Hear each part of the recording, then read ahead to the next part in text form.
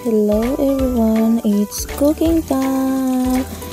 Magluluto nga pala ako ng chicken pastil. Yan. Matigas. Galing kasi sa freezer. Hindi ko na pinag-iwa-hiwalay. Kaya ganyan na. Maghihiwalay din yan mamaya. Lagyan ko na ng sibuyas. Sinunod ko. Nilagyan ng asin. Kaunti lang.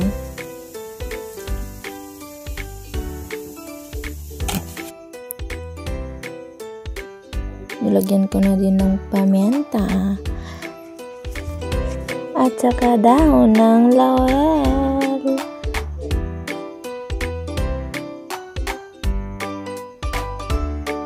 Mamaya ko na paghiwa-hiwalay niyan, makikita nyo.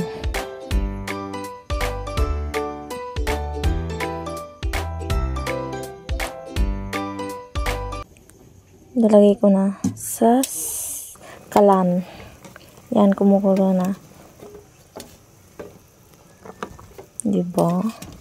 Bilis. Cheers! Yan. Try ko ng paghiwalayin para maluto. Ayun o. Para maluto yung gitna niya. Nagdikit-dikit siya na eh. Naka-frozen. Frozen! Alas 10 na kasi ng tanghali to eh. Baka dumating yung nagtatrabaho dito sa bahay. Ayan, kumuha muna ako ng isa. Tapos, tinignan ko. Tapos, kinuha ko na lahat.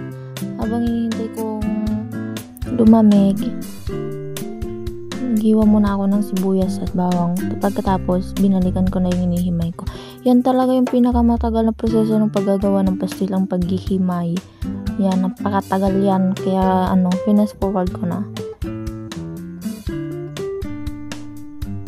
Malalaki na yung gayat na ginawa ko. Ang tanji ko talaga. Kala ko kanina napindot eh. Ginisa ko na pala yan sa sibuyas at bawang. Tapos nilagyan ko na rin ng sili.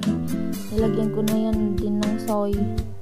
Tapos yan, nilalagyan ko yan ng suka. Kala ko kasi napindot ko kanina.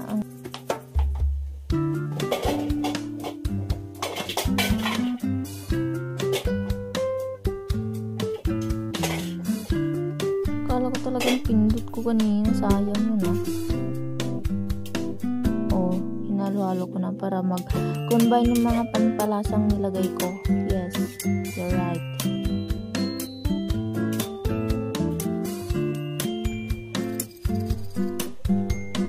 Pangalawang gawa ko na pala ito ng pastil.